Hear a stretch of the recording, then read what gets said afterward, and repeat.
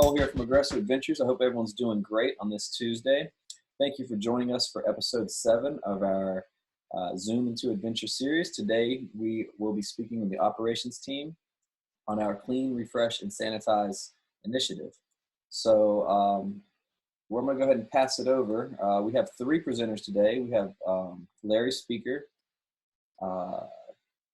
Jeff McNutt, and Jay Roberts. So how you guys doing today?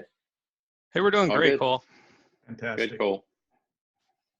All right, so Larry, you're the one that's going to be presenting the right. So let me go ahead and switch to screen share.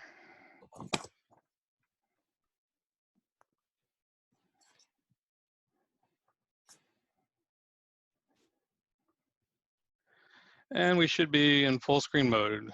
Looks correct? Good. All right. Well, welcome everybody. It's really exciting to have you all with us and let the operations team take you guys through our Shipshape and ready for your next adventure of a lifetime. We're going to give you a review of what's gone on with our Clean, Refresh, and Sanitize program and a look forward of how we're looking at getting everything restarted for you. I also want to do a special shout out. I see we got a couple people from overseas, internationally. That's one of the reasons why we scheduled this for 12 noon today, to see some of our European friends join us. So welcome. We appreciate you guys joining us and look forward to hearing with you, talking with you as well throughout the day. So let me get started here. Just for those of you who don't know me, my name is Larry Speaker. I'm the Vice President of Operations. And I started with Aggressor back in 2007. At that time, I was involved on the sales and marketing side, and then later transferred to operations about 8 years or so ago. I've been a dive instructor since 1987. And it's been my career. I love it. It's what I've done professionally for literally my entire professional life. And what you get from diving is just amazing when you get down on the adventures and traveling the world and seeing everything going on and the ability to share it with people. And that's what I really love and want to be sure that we can always continue to share that with you as we explore our amazing adventures around the world.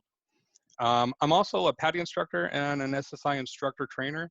And it's weird for me as an instructor, those two extremes are great. As much as I love training our dive professionals and creating new instructors and dive masters, some of my favorite times as being a scuba instructor have been when I'm working with that open water student for the very first time, just seeing the joy in their eyes as they go underwater and realize I can actually breathe. So welcome everybody, and let me have Jay introduce himself. All right. Thank you for that, Larry. Yeah, guys, a lot of you may know me as a captain on board, but I started with Aggressor in 2003 on board the Okeanos Aggressor as a cruise director and instructor. Really, it was kind of a dream that I thought, you know, I want to go and work on a liveaboard for a short time. I figured maybe a year or two, and of course, I'm still here now in 2020. So I originally practiced architecture prior to getting into Aggressor and the liveaboards, but yeah, just thought I'd take a hiatus and never went back. I became a captain on board the Belize Aggressor 3 in 2004. And, you know, after several years, then ended up moving into the operations department in 2016. I've been a dive instructor since 95, and also a PADI MSDT instructor and a SSI instructor trainer. Currently operations manager for Aggressor Adventures here in Augusta, Georgia, where our corporate office is located. And you know, when everything's operating, I'm not here too often. I'm normally on the boats and doing inspections and training and that sort of thing. So right now have been spending quite a bit of time here in Augusta with the family. But much like Larry and everyone that works with Aggressor, I mean, we do have a love for what we're doing, and the operations department, our focus is always on what we can do to keep things safe and on board the vessels, on board, you know, around any of the adventures that we're doing, and make sure that everybody has a smile and a good time at the end of it, because we you know, we're going to get an email or a phone call from customers saying whether they had a super fantastic time with marine encounters, or you know, checking out the pyramids, or you know, saw those elephants in Sri Lanka. So it's more than just interacting with our staff on board. It's also with the customers, and so that's a little bit about me, and I'll let Jeff introduce him, and then we'll take off from there. Cool, thanks, Jay. In case you guys don't know me, I'm the new guy on the team. I've been here with Aggressor Adventures just over a month now, and what a time to join the team and start going on some new adventures. But for me, it's been great. It's the longest I've been dry in a long time. Last diving in February over in the Bahamas. So excited to get these destinations turned on again and go traveling with our great customers and working with the teams on the yachts to make sure everything is shipshape and ready. But I come from East Texas, which everyone knows is the dive capital of the universe. I grew up diving in mud holes there, made an A in college, taken scuba and kind of hung with it. And I've been doing that my whole professional life. I ran off to the islands with my wife, and we made a time of it down in the British Virgin Islands, where I was there for almost 15 years. Moved back to Florida, and I kept traveling the Caribbean as the Caribbean sales manager for SSI before joining the Aggressor operations team earlier this year. I'm super excited to be working with this great team. Looking forward to it and getting to know. And you know, I'm an Aggressor customer myself. I met Wayne when we were out diving with the hammerheads in the Cocos, and I've been a big fan ever since. So I'm excited to be here and ready to work with you guys. Cool. Thanks, Jeff. All right, see, our next slide is with you, Jay. All right, so everyone, I'm gonna kind of go through our cleaning section and give you an idea of what has been going on in all the destinations. And of course, we're starting off here with the galley, kind of where the magic takes place. I know everyone thinks about all those incredible meals, whether you're on a dive or an adventure tour. You know, you can't wait to get back and sit down and have you know, a great lunch or dinner, and of course snacks and desserts are all coming out of there. So all of the destinations, liveaboards, river cruise, adventure lodges, are undergoing a thorough deep cleaning. All surfaces, cabinets, refrigerators, freezers, microwaves, ranges, the range hoods. You know, some of these things, the deeper detail cleaning would be done during a maintenance week or even a dry dock. And they're all being done now because the boats are there at the dock, or you know, obviously in places like the Adventure Lodge, those staff are able to do those right now. So you know, those refrigerators have been completely pulled out and cleaned inside and out. You know, the wire racks, I mean, there's as you see right there in one of the photos, the range vent hood. I mean, you know, the guys have gotten in there and pulled those fans out, and again, just a complete detail, deep cleaning of all these areas, just to ensure that everything is clean and ready to go.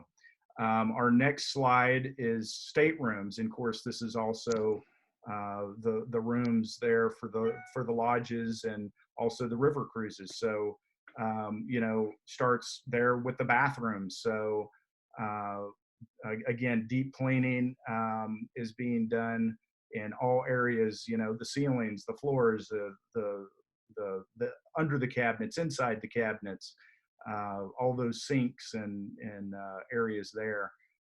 Port lights or windows that you might have on some of the destinations, and then of course exhaust fans. There's a photo there of one of the exhaust fans. You know, the covers have been removed, to get at the actual fans, and those have been completely vacuumed out and cleaned and restored back to like new condition. We move on to our dining areas and salons. Again, all surfaces. You know, we're talking about floors, windows, walls, ceilings, curtains have been removed, or blinds, mini blinds. All of those have been removed, completely and thoroughly cleaned. You know, tables, chairs, underneath the chairs. I mean, you know, some of them have even been repainted. So detail cleaning there. Whether it's a high contact area or not, it's been cleaned. So, you know, service stations, all of those have been taken care of. So the staff is effectively cleaning everything. We get into our air conditioning. So, you know, obviously being out on the water, you like to be outdoors and enjoy that fresh air. Same with doing any of the tours that we go on. You know, it's always nice to be outside. But then when we come inside, to whether it's eating or sleeping, you know, you may have questions about the AC. So some destinations have forced air systems, much like you would have in a house. Those have been removed and completely cleaned out. Larry will talk later about UV lights and that sort of thing. So, you know, many of our destinations already have those. Air handlers, which is kind of a split type system. There in the center, there's one of the captains on the Cayman Aggressor. He's actually there, got his hands right in the middle of it, getting it clean. All around the entire enclosure as well has been cleaned. So whether it's the vents, the blowers, the evaporators, filters are either cleaned or even replaced on all of the air conditioning units. So again, just more of this detailed cleaning that have everything ready to go when we open back up. As far as the next slide, we got common spaces and outdoor spaces. So when you're up on the sun deck or you know, relaxing by the pool, those ice machines, beverage coolers, bars and sinks, you know, the stools that you sit on, the chairs that are around those decks, everything has been, you know, washed down and properly cleaned to have it ready to go. So you just don't have to think about it, really. If you can see it, it's been cleaned. And even again, beverage coolers, that sort of thing, they've been pulled out. So even the things that you can't see, they've been cleaned. So just rest assured that it's all ready for you. We move over to the dive deck. So many of you that have been on board the liveaboards will find that some of the flooring, we might have some mat or some rubberized decking that's put down. That first photo is actually from the Bahamas, and they have a rubberized flooring. It's all been removed, and they've power washed and used their deck brushes to scrub everything down. And then that flooring has been cleaned as well, and then they're placing it back as one of the final steps to having everything clean on the floor of the dive deck. You know, the photo there for the flooring also kind of shows some other items there, maybe some safety items like life rings and that sort of thing, which you know, it's all been cleaned. So you see there where the mats, you know, are Aggressor liveaboard mats. Those have all been cleaned up or even replaced. You know, some destinations we've just replaced them, so they'll be brand new when you step on board. The hangers, so individual gear hangers, really any of the items associated with gear have all been cleaned. You know, all individually cleaned and ready to go. We move over here to the SCUBA cylinders, which if you're diving, that's probably a big one on your mind. well, what about the cylinders? These undergo required annual inspections regardless, but we've always done visual inspections more often because a lot of these destinations are doing 5 dives a day, and that's a lot of tank fills that are going on. And so we don't even, wait the 1 year anyway. We always do those normally quarterly, just to ensure the integrity of the tanks and just ensure everything is clean and ready to go. But, the compressors is a whole nother side of this, but that whole filtration process, because it's such high pressure, nothing gets past that filtration. So what goes in the tank is clean to begin with. But these visual inspections are and cleaning are done according to local and international standards. And those that are sometimes interested in, what's the procedures for it? Again, it kind of varies, but there are some standard guidelines. If you look online, Luxfer, which is a large tank manufacturer, Catalina, PSI, and even SDI, they all have some guidelines that are available online if anyone's interested just to check it out. But we've got ultrasonic cleaning that's done, and that's typically for our regulators and also the valves, the tank valves. So that cleaning is done, and then you also have the valve inspections. So those SCUBA cylinders are ready to go, and all within the local and international standards, and kind of beyond, because we do typically do these inspections more often. One of the last slides I have here is in regards to cleaning is the SKIFFS, the PANGAS, the DHONIs,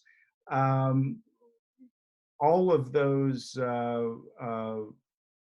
destinations that have are tender diving. Those boats have either been removed from the water, cleaned inside and out. Even the drive systems, maintenance on the engines, all of those things have been done. In any of these contact surfaces that you'd be grabbing hold of, everything's been cleaned. So they're, just rest assured that again, these are going to be ready to go. And then we also have some additional procedures that we'll talk about later that ensures, in between dives, you're not going to have to think too much about anything but diving. So that kind of closes it out for this section. And then I'll pass it off to Jeff. He's going to talk about our refresh program as well. Great. Thanks, Jay. All right. What I've been tasked with since I came on the team is kind of coming in with a fresh eyeball, using my background as a customer, as a dive operator, as someone who works for a training agency, to look at how our communications are and make sure that we're consistent throughout the entire company structure, whether that's liveaboards or our adventure destinations. We want to make sure that our customers and our wholesalers, travel agents, people that we work with are fully engaged with us, and they understand our procedures, because we want this to be as seamless as possible on that guest relationship. We want everyone to feel very comfortable and to know that our teams are prepared and ready to go to work. So let's just get through here, Larry, with a couple. One of the first ones I've been working on is the emergency procedures, the quick reference guide. This is going to be in all of the passenger handbooks. This is sort of like your back of the airline seat brochure for you to look at when you get into your cabin or stateroom and check things out. So you read it, it's got visuals so that it's hitting on all the points on the way people understand materials. So it's got great information. The next one is something that we've been really working on, is our evacuation maps. These are going to be posted in the cabins, and the main thing you're going to see here is consistency. So if I'm on, for example, the Cayman Aggressor 5 here, then I go to Galapagos, it's going to be the same layout, the same icons, the same terminologies, so that our guests can feel at ease and understand how the emergency procedures are going to work. They're not having to relearn, how these things are. It's very consistent across the operation. Next is I'm already getting kudos for our agents, is our safety information sheet. And this is going to be a 2 to 3 page document for our agents and wholesalers, but it's kind of our at a glance. Here's what we're doing to help ensure safety on our vessels, from the new battery charging policies to smoking and night watch, where we've implemented night safety watches from 10P to 6A, as well as where life jackets are stored. So all of these things for each vessel, I'm working on putting them in, and that will be in a document that's available for our agents to use, and our wholesalers, so that, again, customers, we want them to know what we're doing for them to help them with ensuring their safety. Next one is just a summary sheet. This is, again, the yacht at a glance. What do we have on board as far as compressors, nitrox, CCTV, for the dive deck and in the engine rooms, so that it's an extra set of eyeballs, all these different components that we've spent, email after email sending out to people. Now, here's the document that you can look up and say, oh, Turks and Caicos Aggressor, what do they have on board? And our agents are going to be able to have that available for you. So we think that's really going to be helpful for our teams.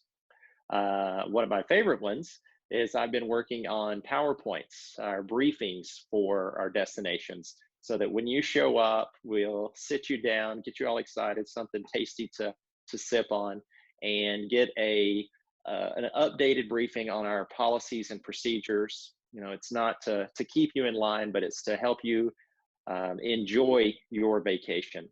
Here's some of the ground rules, but we want to make this all about you. And by paying attention to these, it's going to help you work well with the crew and get an understanding of what their responsibilities are for you. And that's been included in the welcome and safety briefings, and also the adventure briefings, whether you're diving or what I still want to go is check out these elephants in Sri Lanka. That's kind of on my big ticket list to go play with those guys.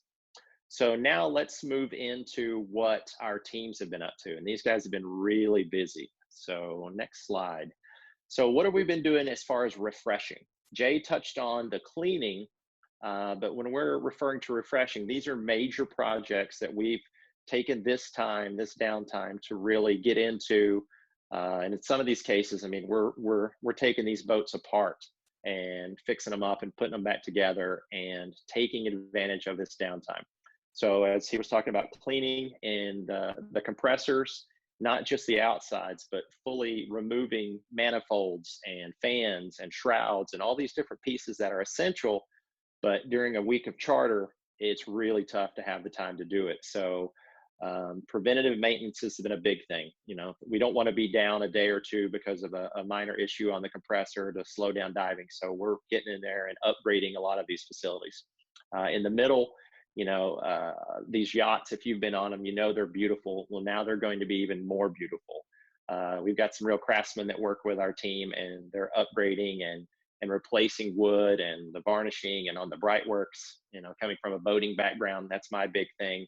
I like nice and shiny, and I want it to really just, get those sunset shots, make those photos pop. And then on the right, we've got our team in the Bahamas. If you've ever tried to paint boats, you know that it's too sunny or too rainy, and it takes forever. So these guys are actually, these boats are going to look brand new when you step on board, with non-skid for your safety, fresh paint, and polishing on the fiberglass. It's really going to make an impression.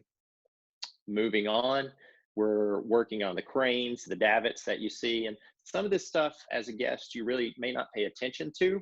But if you're coming from a dive background or a boating background, that's, I go up, I want to do the engine room tour. I want to see what goes on. And these cranes and davits, if you're using tenders or moving supplies, they are essential pieces of what we need for these yachts to work properly. Pumps and panels, again, not everybody's favorite thing. I get excited about it, but it's important that, these are labeled correctly. We have The warning lights are working, and we're making sure that all that's sorted. And then our friends out in Okeanos, they've added a new computer station, kind of reconfigured the salon area. So there's now going to be room for a new workstation. So as you get those magnificent hammerhead shots, you've got more room to pull up the laptop or work on the computer station there. So pretty neat project going on. Moving forward, we are working, there's another shot of Okeanos there on their big crane, making sure it's shipshape. And then my favorite there in the middle, if anybody can tell, that's from Cayman Aggressor. They've pulled those ladders off, and they are in fantastic shape now. And you know, we all love those super deep into the water, easy to board Aggressor ladders. We want to make sure that those are ready for you. So super bright and shiny, great viz, great places to grab a hold of and come up nice and safe. And then that next photo there on the right, again, just doing that pretty work. You know, they are working boats. They do get their bumps and bruises, but we want to make sure that we spend the time and properly fill and fair and polish and get these things painted up where, you know, showroom ready is kind of what we're shooting for on that. Moving on into some more stuff. As I said earlier, here's one of the Belize yachts, and they're actually pulling these window frames off. And if you've ever done woodwork and then added that to a boat, you understand how big a project this is. So they get hit by the sun and salt and just, you know, hours and hours of use. So these guys are pulling them and getting them spruced up and really maximizing that time. And then as we touched on earlier, the safety equipment, we've upgraded some of the SARTs, our search and response transponders, the life jacket lights, you know, as we're embracing new technology and getting away from the replaceable batteries. These have, you know, lifetime batteries in some of these things. And so we're minimizing our waste there, really taking advantage of the technology and making sure that safety equipment is top notch. Our friends in Roatan upgraded with new energy efficient water heaters to help ensure those nice hot showers after a long day of diving, more capacity, better flow. So, you know, we love diving 5 times a day, but that nice hot shower at the end before we go to bed is really enjoyable. So we want to make sure that our guests are enjoying that luxury. So that's a lot on yachts, but let's talk about what our staff have been doing. It's very important that we've taken great pains to know that they're staying up to snuff on their skills. So a lot of emergency training has been taking place, man overboard drills, rescue scenarios, because these are all perishable skills, and we want to make sure that our staff are up to speed and they've got that practice. So whether that's CPR training, AED, oxygen unit training, you know, we want everyone to be ready to respond in an emergency. And then adding into that the new health guidelines. They're an ever-changing target, but maximizing our use of PPE and making sure that protocols are being implemented there. And then, you know, going over life rafts and putting my new maps to use to make sure that all that stuff actually lines up and it is good for the boats, and going over those procedures. So that's a lot of physical work, but what about the mental? We've taken this time in cooperation with our partners at SSI to really maximize our digital learning through upgrading some of our staff from Dive Master. They're working on their assistant instructor certification so they can teach specialties. They can offer more training on board. It's a great credential for them to have, makes them more valuable as assets to the team. We're able to do this digitally and through distance learning. So later this week, I'm going to be actually doing some coursework from my office here in Georgia, and I'm going to be Zooming with people from Australia, people in the Bahamas, people in Cayman. So a very international audience, but working with SSI and this partnership has allowed us to do these programs and to make sure our staff are staying on top of the latest industry guidelines and standards, and making sure that when they're doing these courses, they're delivering 100% of what our customers need and expect. And then they've even been great with specialty instructor courses, offering free training for dive pros to make sure that in this time that some of them unfortunately aren't working, that these instructors are able to get this training and be prepared and really maximize their potential. And I think that's about it for me. So I'll pass it on to Larry. All right, so the first section I'm going to get into and cover some is the final step of what's been going on is sanitizing the activities. And with sanitizing now, we're looking at like in the dive deck heads, picture here. And I want you to kind of note that it's a handheld sprayer, but also a big like yard type sprayer. So for certain environments, we can apply the treatment in a broader perspective. We're sanitizing rental equipment. So anything with a mouthpiece on board is absolutely going through sanitation procedures. And on snorkels here where we have a bucket, it'll be flipped upside down. So anything that would have respiratory breath passing through it is getting cleaned and sanitized thoroughly. And I'll talk some more about that in a little bit as well. And down to the point of, like Jay talked about earlier for cleaning, but curtains in the salon, where on this yacht here, they're actually a plastic material, so that we can actually take those off, dunk them, rinse them, and put them through sanitation processes as well. One of the things we've got figured out in all of our reading and everything is cleaning and sanitizing are obviously go hand in hand. The literature indicates that for the most effective results, sanitizing, it's a two-step process. You clean to remove the surface layer of grime and everything, then you come back and sanitize to be able to get the most effective treatment in terms of removal of viruses and bacteria.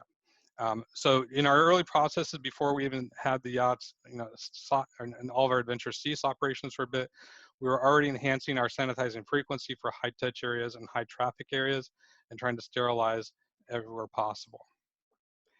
As we move forward, though, looking at this, in making that two-step process work, the key was to identify the proper chemicals to use. So if we're cleaning with one ingredient, what's the proper ingredient to sanitize with, or the chemical? And for that, we looked in the US to the EPA list. They published something called their list N items that are EPA approved products that are able to combat COVID virus and other corona type viruses. And the EU also has a list as well that lists out the ingredients for the chemicals and cleaners that are appropriate. So now that we can identify what to use for sanitizing, the key is how do we get there? And this is where being a global company gets a bit challenging, because our adventures are operating in 18 different countries. And the supply chain logistics are different for each country. For example, one of the items on the CDC list for an active ingredient is hydrochloric acid. Well, you're not going to be able to ship hydrochloric acid overseas because it's going to be a hazardous material. And we're also going to run into customs regulations depending on the type of product and everything. So the key for us was, once we used that CDC list to identify products that met certain needs of ours, is go back and look at that product and see what the active ingredient is. The CDC list shows you brand names, but then also shows you the active ingredient. So if we can get down to the active ingredient, then we're able to share that with the destinations so that they can obtain all the items locally. So in the picture here, this is David Holm from the Red Sea Aggressor 3. And they'd worked with that list and the information we provided them, and did some pictures and video for us of all the items they've obtained locally that are within the qualifications of the active ingredient. The other really good news we came across is, I'm give Jeff the credit here for his tagline, "Dilution is the solution." And at the fundamental level, bleach is available globally in all of the destinations, and bleach is on the CDC N list. So we have a groundwork to build up upon that we know everyone can sterilize easily just by using a dilution of bleach. And depending on how you dilute it to a different strengths, it will tell you how much, that tells you how much contact time you need in order to kill viruses and then clean it off. So we've got the game plan in place in addressing the supply chains to be able to get the right product and the right people, and everyone has the tools. So when we look at sanitizing now to the next step, we actually can break sanitizing down into two areas. We have chemical sanitizing, we have UV light sanitizing. Within the chemical sanitizing realm, it's all the same product in terms of the chemical that's being used. The question then is how much water is being used and how much time it takes to apply. So the slowest method, but still effective, is hand spraying, which is our top picture here, and wiping with an approved solution. A faster method would be to apply the chemical with a spray or a fogger, which is why I referenced you back to the picture in the beginning that had the bleach sprayer and the outside bathroom we had there. That can be used for areas that aren't going to be damaged by more moisture, and we can cover an area faster, but it also puts more liquid out. And then the new technologies coming out are called electrostatic sprayers, which is the middle picture there for you. An electrostatic sprayer creates a micro drop and will use about 100 times less liquid than hand spraying. The other cool thing with the electrostatic sprayer is it actually puts a little charge on the water droplet as it comes out of the tip of the gun. And so if you think of spraying and pointing the gun at a marble spear, if you're shooting out of a hand sprayer, you're going to cover the front side, but nothing's necessarily going to attach to the back side. If we're using an electrostatic sprayer, when you shoot, that positive and negative charge are applied to those water droplets, it hits that sphere of the marble, but it'll not only cover the front, but it'll cover the back and the sides as well. So you get a lot more effective coating with a lot less time required and a lot less liquid being applied. So as the electrostatic sprayers become available in the marketplace through the supply chains again, it's something that's going to be introduced. At the same time, though, we're also going to be working with UV light. It's been available for a long time commercially, over a decade, used in hospitals and operating rooms and dental offices for sterilizing equipment. It requires no touch and no chemicals, and it works for hard and soft surfaces. So it'll have a lot of applicable uses at our different adventure destinations. So here's some of the updated sanitizing procedures that have been adopted. Increased frequency for sanitizing of tables, chairs, hard surfaces in the restaurants and the salons. Throughout the day, though, it's going to be more continuous sanitizing of frequently touched surfaces in all public areas, such as handrails, doorknobs, handles, and etc. Staterooms and cabins are serviced twice a day, with extra attention now being focused on the bathrooms and surfaces that are frequently touched. We'll be posting instructions for proper 20-second hand washing techniques everywhere we have sinks for washing hands, because at the end of the day, the most effective thing we can do to prevent the transmission of any virus is simply wash our hands properly. And if we can get everyone on board for doing that and embracing hand washing, you've solved a huge part of the battle. We also now are updating our procedures and recommendations for what we'll call the checkout or room turnover cleaning, in that all soft goods are removed and washed in hot water and detergent. We'll clean and sterilize all hard surfaces, and we'll clean and sterilize all high touch areas.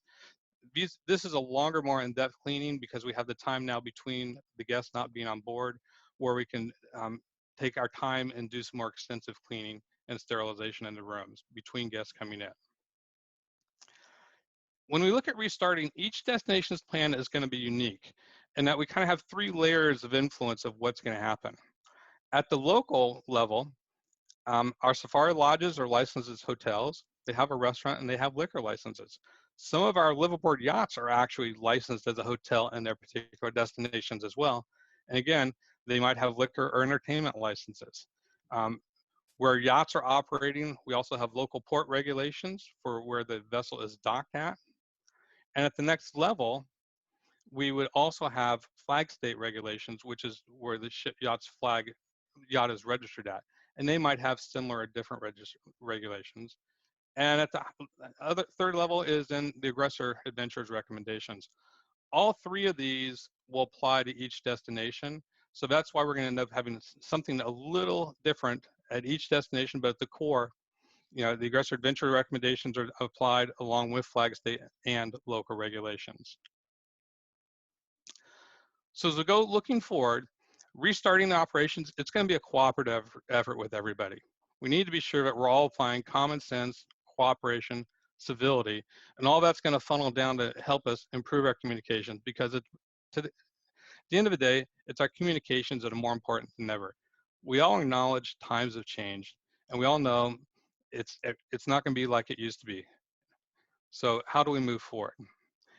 And this is just where everyone needs to accept some personal responsibility and apply these tenets so that we can have clear communications. On our side, we're going to make every effort we can to be transparent.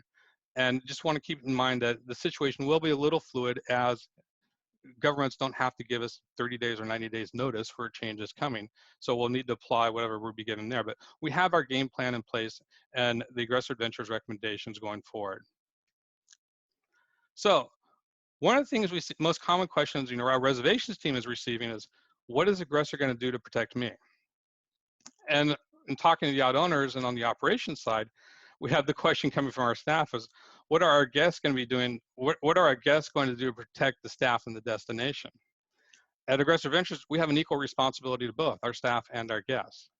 So one of the things we need to look at is just, and everyone keep in perspective the big picture. Which locations have more infections, the country you're coming from or the country you're going to? We have destinations out there such as Roatan that have had 0 infections with COVID-19. Belize is under 20. Last week, I think the count was at 18. Turks and Caicos is very similar, with places with very low destinations or very, very low infections overall coming through. So everyone, we want to be sure that going forward, we know that we're working this together, and it's a two-way street where we all need to have, like I say, communications, cooperation. So one of the things looking at that is social distancing. The reality is, on a yacht that's 120 foot long and 24 foot wide, we're not going to be able to do the social distancing of 6 feet or 1 meter. We're going to make every effort to utilize all the inside space and all the outside space that's available so that we're maximizing the use of the entire facility. On the safari lodges, we can obviously spread out a lot more, where we have different chalets and the separate restaurant areas. And even on the river cruises, we've got different type of deck configurations that'll help us with utilizing space there. In terms of utilizing all this space, guests are always welcome to take their meals outside areas, such as cocktail decks or upper decks for more privacy and distancing. And that's always been something that's available on the Aggressor liveaboards. But now in this environment, we'll try and utilize that some more as well. Here's what stays the same. It's our core fundamentals haven't changed. It's still eat, sleep, and adventure. We have incredible adventures of a lifetime in some of the most amazing destinations of the world. And we always have had fantastic staff that are here and ready to serve our guests. And our chefs are producing wonderful, incredible meals. That's not going to change. At the same time, your operations team is going to be out in the field and the destinations, leading the way when travel reopens up, ensuring quality and consistency, or maintaining our standards throughout all the operations. Here's what may look different though. Self-service buffets are gone. They're just not going to happen anymore. Some of the destinations have a buffet line built in the middle of the dining hall or coming out of the kitchen. They still might utilize that for service, but now the meals will be served by a staff member filling plates out of the buffet line. It's not going to be self-service anymore.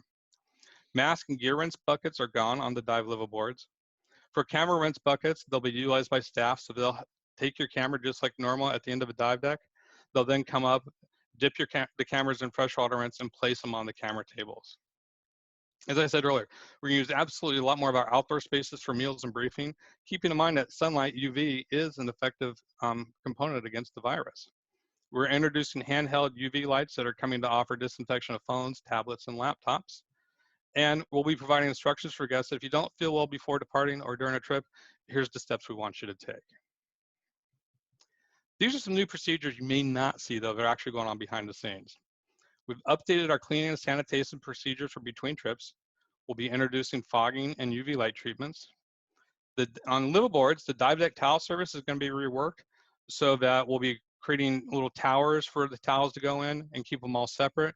If you can remember in the past, we had the warm towels in a cooler, typically with a heating pad underneath it, that were all stacked on top of each other. That's going to change so that we can now maintain to keep the towels separate. Air sanitation with UV lights is coming in the AC systems. A number of the yachts actually already have it. And for those that don't, and the destination that don't, we'll be introducing refit kits and securing those to install them in the other locations. Rental equipment sanitation procedures have been updated so that it'll be a cleaning process, a sterilization process, and then we're going to seal them in a bag to prevent exposure to anything for regulators, masks, snorkels, and like that. We'll also have some updated procedures for wellness. We'll have temperature checks for guests when boarding. Morning and evening temperature checks will be applied for all staff members. Any service personnel coming on between adventures will have their temperatures checked. We have designated quarantine procedures, so if somebody does have a fever, that process will be followed. And I want to note here that a fever is not necessarily COVID-19. You need to qualify as a suspected COVID-19, which is a fever plus other symptoms. But to help all the destinations with that, they're establishing medical referrals for guests who become ill, so that they'll be able to, if you're nearby, we'll be able to transport that person to a shore-based facility for medical evaluation, or for destinations where the yacht is offshore further, that destination will establish a remote support from a medical facility so that we can have medical professionals assisting the crew. And if someone does become ill, then there'll be even more enhanced cleaning and sterilization procedures developed, so that we can security areas, linens will be changed daily, meals will be brought to the person in the room like that, so that we can minimize the risk of any type of virus that would be spread. One of the things that's come out of this whole thing with this clean, refresh, sanitize program that Jay and Jeff talked about in their areas earlier, especially in Jeff's area, where we talked about the refresh and the big projects have been undertaken, is that we're actually able to offer more adventures going forward in the future, because many of the big projects that were normally reserved for dry docks are now complete. So as a result, we're actually working with all the destinations, especially on the yachting side, to shorten the scheduled dry docks and return time for new adventures. For example, the next dry dock project that was coming up for this summer was the Belize Aggressor 3. And that dry dock was able to return 5 weeks back to service, because they've been able to accomplish so much during this time that the yacht needs to do is it still has to do a dry dock to come out for some mandatory inspections, but all the work projects that were going to take additional time are done. So they can do this whole thing now in 2 weeks instead of 7 or 8 weeks. So there'll be more adventures offered on the schedules that are opening up. So with that, then, I think we're ready to take some questions, Cole. Okay, great job, guys. Really good information there. So we did have a couple questions coming through, and this first one, I think, Jay, you might be best to speak on. Can you touch a little bit about the carbon monoxide detectors that are installed in the rooms and common areas, and can passengers bring their own? Okay, sure. That's one of those active procedures and active safety items that changes a little bit from time to time, but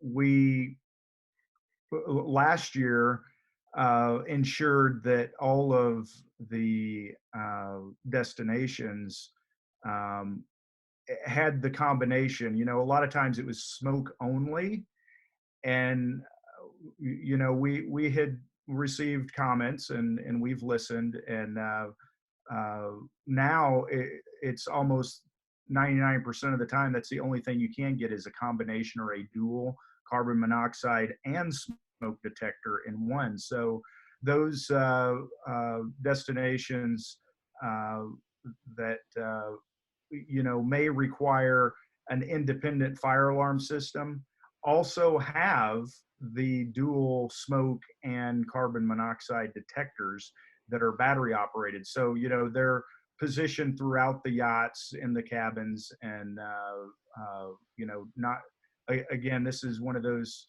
items. If a customer wanted to bring one, they certainly can. But, you know, again, be assured that we've kind of already gone down that path over a year ago, and you know, we also have a testing standard. So we have special smoke type matches that are used to check those detectors, and those are you know, a weekly or whenever that charter is turned over to a new one, that's part of their checks that they have to go through and ensure that not one of them, but all of them are functioning properly, and they have spares. So if one isn't functioning, they can swap it out and put a new one in, and they're ready to go. So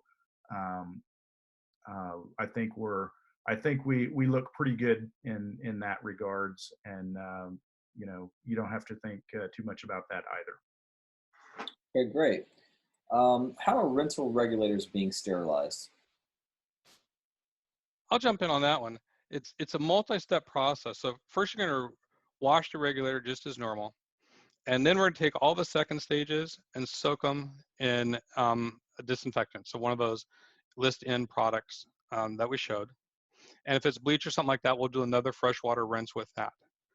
And then what we recommend is go ahead and take a little bit of a mouthwash spray in a bottle, put some flavor on those mouthpieces, and then go ahead and seal those up in, a lot of places will be using like a 2-gallon Ziploc bag that a regulator will wrap up and fit in just nicely so that it all gets sealed, and then that bag is what gets it put into storage so that there's nothing coming in contact with those mouthpieces or the air sources until it's brought out for use by a guest.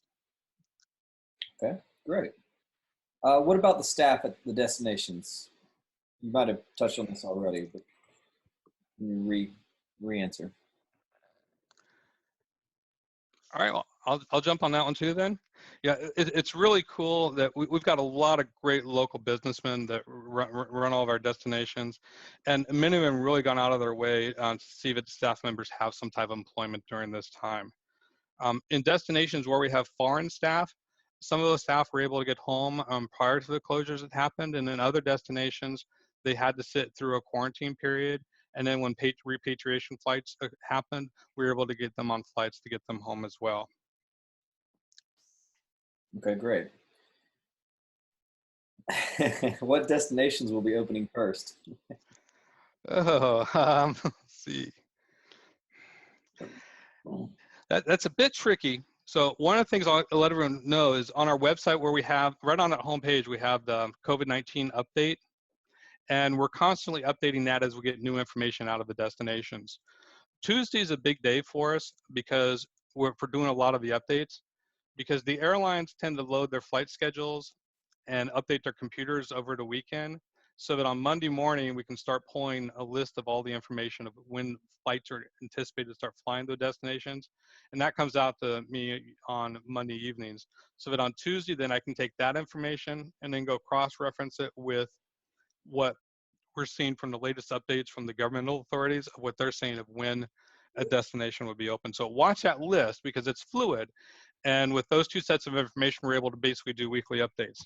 But off the top of my head, here's a couple of my guesses. In mid-June, I think we might see Costa Rica, Indonesia, and Turks and Caicos become available. Again, based on what the governments have published, their quarantine periods of time are all scheduled to expire sometime here in the mid of June. And that's being supported by what's being loaded into the flight computers. So that's how we're kind of cross-referencing information to make sure that the airlines are kind of thinking about this along the same lines of what the government has most recently said. July 1, I would think to see Bahamas and Belize coming online as well. Okay.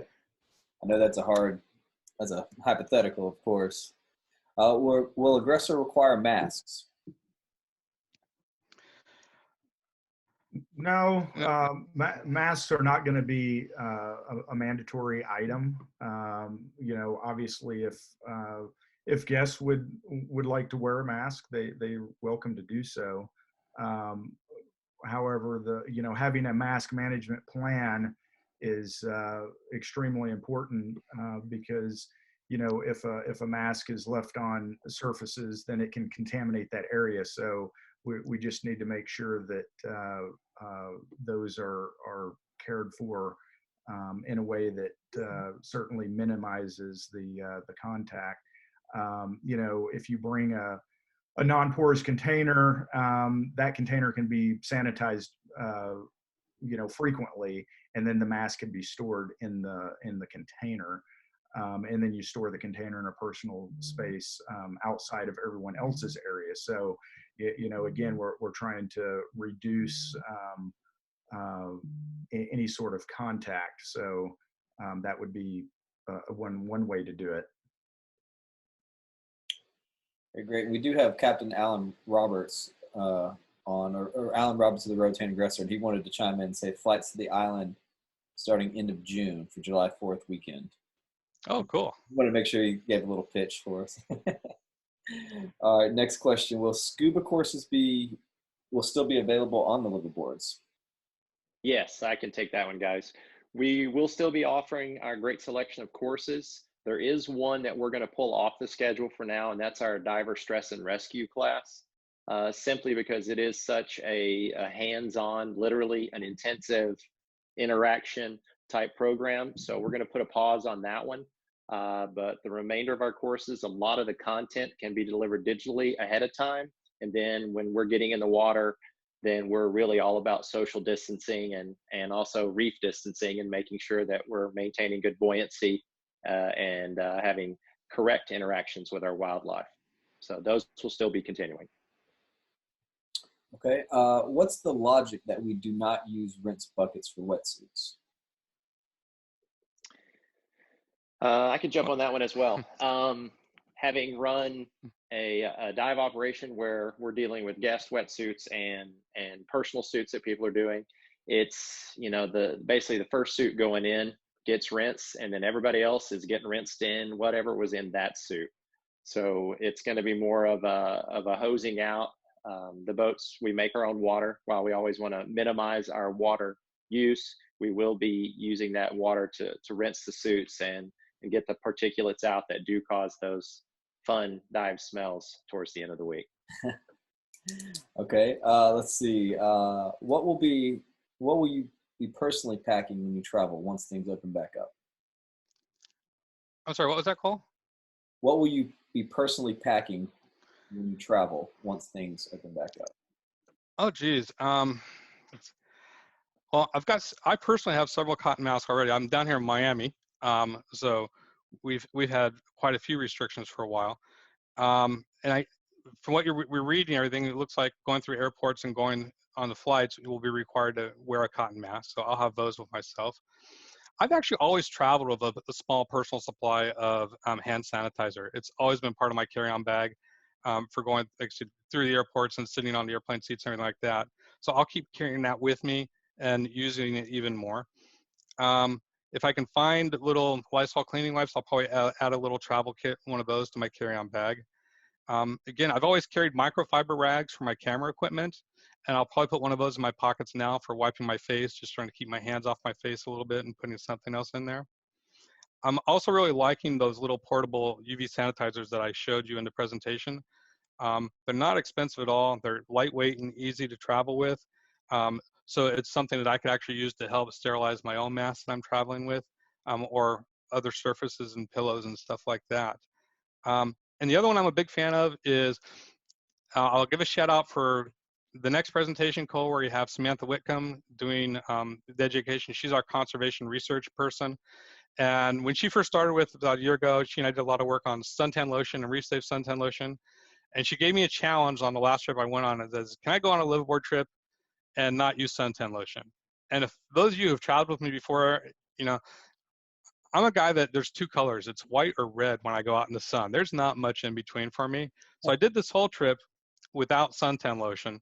And Sam convinced me that, you know, the way to do it was to use physical protection. So I had my rash guards. I had, you know, was wearing a onesie dive skin to keep it off there. I have my big hat that's like the Middle East, I was trying to think of the French Foreign Legion guys that had the little flap down the back to protect the back of my neck and everything. And it worked actually really well. But the one thing I fell in love with was a buff.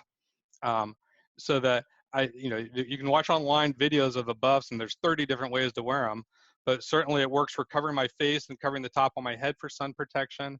And in this environment now, the buff is also going to be a great way if I want to bring a mask with me and pull up over my face as well. So I'll be carrying my buff with me like I have been in the past as well.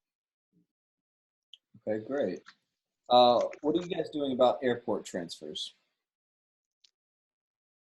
So I'll jump on this one, guys. So, you know, it does depend on the destination. Some have, you know, buses that are used by the local destination, and then others it's the taxi pickup. So either is, you know, there's going to be a thorough sanitizing of buses.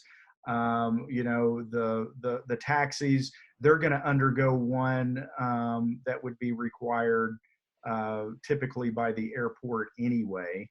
And, you know, reminding everyone to, you know, keep washing your hands when you come into contact with any any transportation that you're changing to. So whether it's a taxi or a bus,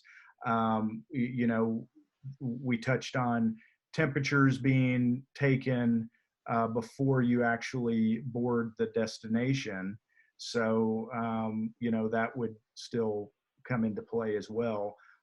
As Larry mentioned, if you got your sanitizer with you, I know for years have always had sanitizer everywhere in our vehicles, in our carry-on luggage, as a extra means of being able to clean the hands, especially with kids and everything else. But by having that with you, you're able to sanitize once you get into a taxi or when you get into one of the buses as well. So you could treat that much like getting on the airplane.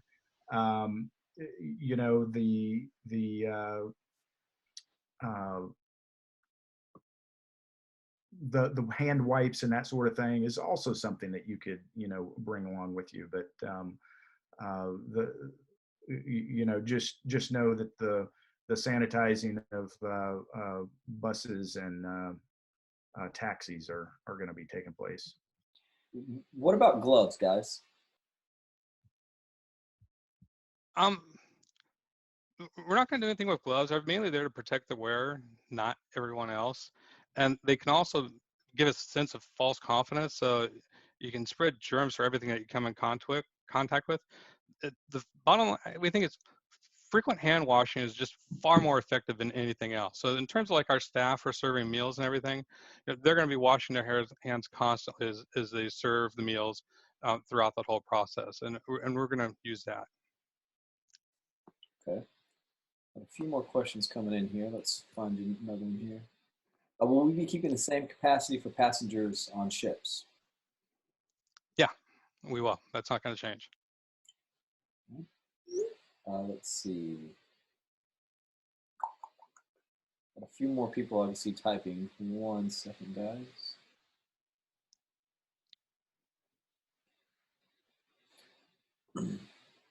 Will we have hand sanitizers posted around the boats in different spots? Yeah, we'll have hand sanitizers on the boats. Great. At all the destinations, yeah. Okay. Let's see. If we traveled, for example, to Costa Rica and we are found to have a temperature before boarding, will we be turned away from the boat? Yeah, we don't want anyone sick coming on board to begin the adventure and risk getting somebody else sick. Hey guys, well that looks like we're wrapping it up. Yeah. Is there anything you guys like to add? Well, and on that if you have a temperature, we just encourage that everyone self-monitor prior to getting on board an aircraft, because you're going to get probably more than likely a temperature at the airport as well prior to boarding the aircraft, and just kind of making that self-assessment happen prior could save you a lot in actually arriving at the destination. And then, if it happened that once you're in the destination and you have a temperature, I mean, we're going to follow the local protocol, which would be, to go to the local medical for screening, additional screening. Yeah. And yeah. And Cole, it's not like a one and done scenario. Yeah. Our boats will have multiple thermometers, and if you've been outside standing in the sun, certainly if you don't read right the first time, let's sit in some shade, have a drink, cool off, test you again in 15-20 minutes, and we'll test you with both thermometers just to be sure that it's not just something environmental. Okay. All right, guys. Well, great job on that. I'm going to read you guys the upcoming schedule. We do have 4 upcoming Zoom presentations in the next 2 weeks. Starting on Thursday, we have May 21st with Samantha Whitcraft, conservation biologist. On May 26th, we have Kristen Worth. She's the Chief Marketing Officer for Patty Worldwide, and she'll be talking a little bit about that. On May 27th, we have Captain Scott Arney from Palau. And on June 2nd, we have Andits Caparso. I hope I said that right because Anditz is a friend. And she will be on June 2nd talking about Cocos Island.